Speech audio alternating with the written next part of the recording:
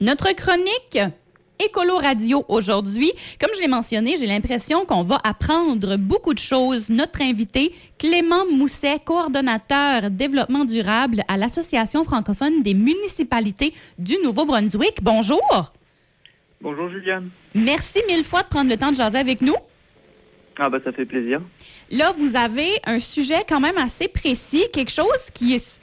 En tout cas, dans ma tête à moi, ça sonne particulier, ça sonne comme une avancée technologique, un outil géomatique pour risques côtiers. C'est bien ça. Avancée technologique, à notre façon, on va dire, on n'est pas non plus des experts dans la technologie, tout ça, mais le but de cet outil-là, c'est aller apporter des connaissances, si vous voulez, aux élus, puis aux gestionnaires des municipalités avec qui on travaille à tous les jours. Et vraiment, qu'est-ce que c'est que ça, vraiment, la géomatique, l'outil géomatique, c'est finalement, on va aller récupérer des données qui sont soit existantes ou soit qu'il faut créer, et ces données-là, on va les mettre dans un environnement géomatique, c'est-à-dire une carte, finalement, si vous voulez, c'est une carte interactive, une carte numérique sur laquelle on implémente des données et on va avoir une espèce de visualisation finalement des ressources ou de qu'est-ce qu'on cherche à aller montrer finalement aux décideurs ou à la population. Donc, dans notre cas, on va aller plus visualiser qu'est-ce qui se passe au niveau des risques côtiers. Puis quand je parle des risques côtiers, c'est plus au niveau des inondations, mais aussi de l'érosion côtière. Et l'érosion, c'est un sujet qui est pas mal en ce moment discuté là. Et donc cet outil-là, si vous voulez, il va permettre de visualiser avec des scénarios qui ont été créés par plusieurs, soit l'Université de Moncton, CCNB ou d'autres chercheurs comme André Robichaud ou Monsieur Degg, qui sont des gens qui sont questionnés sur qu'est-ce qui se passe s'il y a une onde de tempête qui arrive demain sur nos côtes et comment ça affecte les côtes et au niveau, si vous voulez, des bâtiments et des infrastructures comme les routes ou les maisons ou les ponts tout simplement. Et donc en récupérant ces données-là, on les met sur une carte. Donc on a une prévision des années par exemple 2025, 2050, 2100 sur les territoires qui seront inondés. Donc on sait quels bâtiments, quelles infrastructures seront inondées par exemple. Et on peut faire aussi la même chose avec l'érosion, c'est-à-dire on peut savoir, par exemple, en 2050, on peut estimer à peu près où seraient les traits de côte, donc comment sera érodée la côte et quel type de bâtiments vont être affectés. Et à partir de là, en fait, si vous voulez, tout ce que je vous explique là a déjà été créé, finalement, et nous, on récupère ces données-là pour aller un peu plus loin. C'est quand même un projet qui rassemble des gens de différentes sphères. Il y a des gens qui vont être là-dedans, qui font partie des instances environnementales, gouvernementales, des organismes environnementaux. Fait que vous avez vraiment été chercher un comité particulier, là. Absolument. Faut dire aussi qu'on a reçu du financement de la province auprès du Fonds Fiducie pour l'environnement pour faire ce projet-là cette année, et puis qu'on espère continuer l'année prochaine. Et puis autour de la table, c'est ça, on a créé un comité finalement parce que on s'est dit, le but de l'association francophone des municipalités, c'est d'aller soit répondre aux besoins des municipalités sur des dossiers, sur des projets, ou alors amener des idées, si vous voulez. Puis ça vient de discussions diverses, puis on a vu que l'érosion arrive de plus en plus sur nos côtes, comme partout dans le monde. Et donc on s'est dit, nous on est porteurs d'idées, mais on n'est pas experts dans tous les domaines. Et donc il faut de l'expertise à cette table-là, et finalement on va aller travailler avec des élus et des gestionnaires municipaux, bien sûr, mais aussi des instituts de recherche comme Valores à Chipagan ou CCNB Innov. Mais il y a aussi des géomaticiens, donc les personnes qui récupèrent les données et qui créent l'environnement géomatique. Là, on travaille avec des gens avec qui on a travaillé depuis plusieurs années sur d'autres projets, et avec aussi des personnes qui ont déjà travaillé avec la province pour créer ce type de données qu'on récupère également. Et puis il y a aussi des groupes environnementaux comme le réseau environnemental du Nouveau-Brunswick, puis Climat Atlantique par exemple. Et il y a aussi l'instance gouvernementale provinciale avec le ministère de l'Environnement et des gouvernements locaux et le ministère des Ressources naturelles et du développement de l'énergie avec la personne en charge de l'adaptation climatique qui fait partie de cette table-là. Et finalement, qu'est-ce qu'on discute dans ce comité ? En fait, chacun a son expertise, mais on essaye de mettre ça en commun pour voir comment on peut créer des applications, comment on peut créer qu'est-ce qu'on crée finalement dans cet outil-là.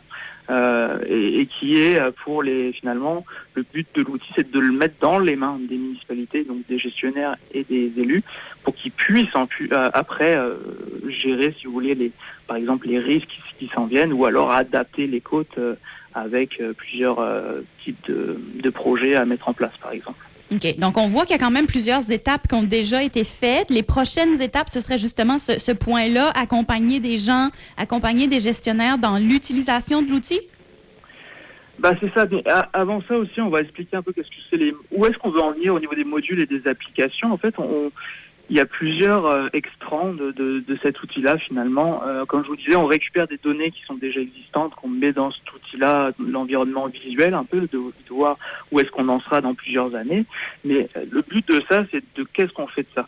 Et finalement, avec le comité, qu'est-ce qui est ressorti de ça, c'est qu'on pourrait aller vers de la communication citoyenne, simplement de la visualisation des zones et des infrastructures qui sont à risque et montrer aux personnes qui sont dans des zones à risque de qu'est-ce qui s'en vient. Je sais que c'est pas très plaisant, mais c'est la réalité et puis il faut que les gens sachent ça.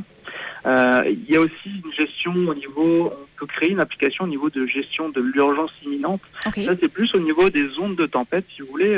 Si, mettons, demain, il y a un ouragan, une tempête tropicale, ce sera plus tempête tropicale vers chez nous, mais mettons qu'on a un Fiona qui arrive, malheureusement, sur nos côtes, et on va savoir quel type de quartiers, par exemple, ou de routes vont être inondés. Et à partir de là, la municipalité et la province, bien sûr, seront capables d'aller, par exemple, appeler les gens qui sont à fort risque et leur dire, écoutez, allez à tel endroit où vous serez en sécurité.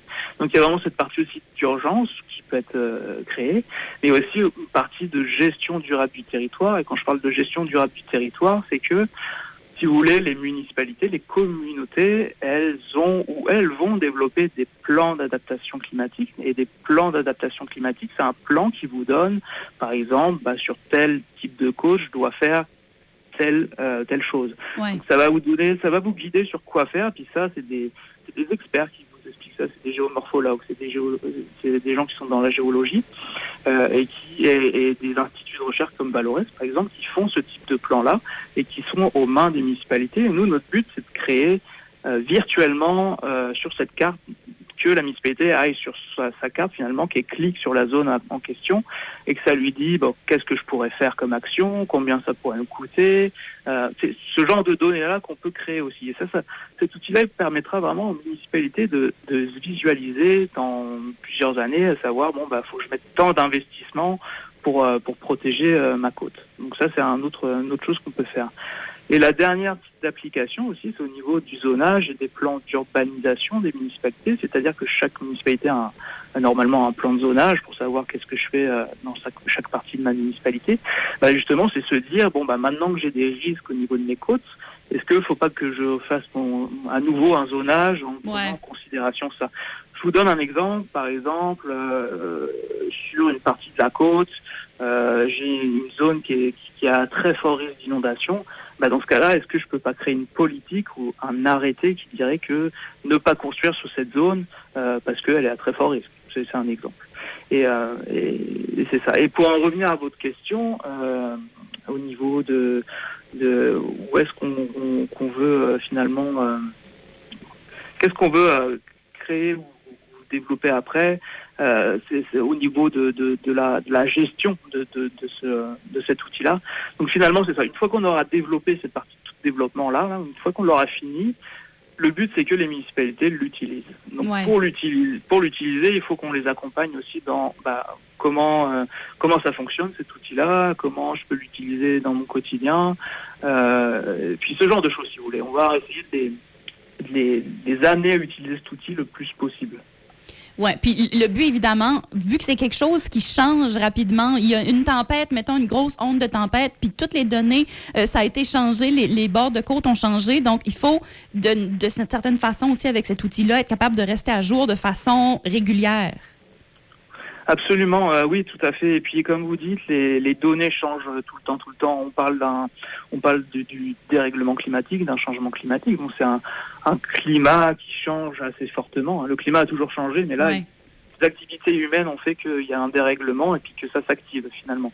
Et puis c'est ça, finalement qu'un climat qui change très rapidement, ça veut dire aussi qu'il y a des effets, des aléas climatiques comme le montée des eaux, du niveau des eaux par exemple, ou alors la chaleur qui augmente de plus en plus.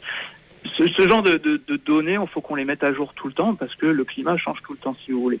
Et ce qui est intéressant là dans cette on va dire, ce changement de données-là, c'est que y a des technologies aussi qui sont en train de se créer au niveau de l'intelligence artificielle. Bon, l'intelligence artificielle, elle est ce qu'elle est, hein, mais je pense que si on la prend à un bon escient, puis si on la prend pour faire de belles choses qui sont intéressantes, par exemple pour prévoir les risques, l'intelligence artificielle est quand même un bel outil là-dessus.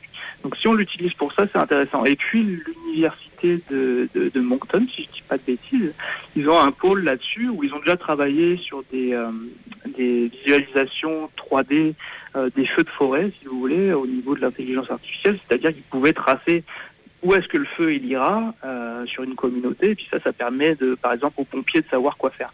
Et on peut faire pareil au niveau des côtes et au niveau des inondations et de l'érosion par exemple, et surtout au niveau de l'inondation, à savoir d'avoir un portrait dynamique de où est-ce que va mon inondation pour savoir à quelle hauteur d'eau elle va arriver dans les bâtisses, ce genre de choses. Donc c'est là où au niveau des données, il faut qu'on les mette à jour, bien sûr. À chaque année peut-être ou à chaque 2 ans, je ne sais pas. Mais c'est sûr qu'il faudra renouveler à chaque fois les données pour que ce soit cohérent. Absolument. Puis là, en terminant, cette année, vous êtes dans le coin de Kent?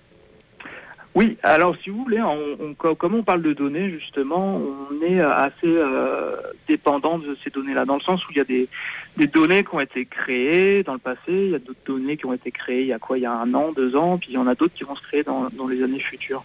Nous, sur ce travail, ce qu'on fait cette année-là, on veut travailler avec des données les plus mises à jour, bien sûr, et les données les plus mises à jour ont été avec la CSR Kent, et ça, c'est des données qu'on récupère. Je vais citer quand même le travail parce que ils ont fait un énorme travail dessus. C'est au niveau du ministère de la province, ils ont travaillé avec une firme de géomatique pour voir l'évaluation des risques d'inondation et d'érosion sur la partie Kent. Puis c'est un travail avec Meyer Shelby, André Robichaud et Ariane Boucher, qui sont des scientifiques et géomaticiens qui ont travaillé avec le ministère des Ressources naturelles et du développement de l'énergie là-dessus. Et donc c'est des données dans le territoire de Kent qui ont été créées l'année dernière en 2023. Et c'est pour ça pour l'instant, on travaille avec cette partie-là, qui est la partie Kent, avec la commission des services régionaux de Kent, puis avec les municipalités de Beau-Soleil, puis de Grand-Mouctouche.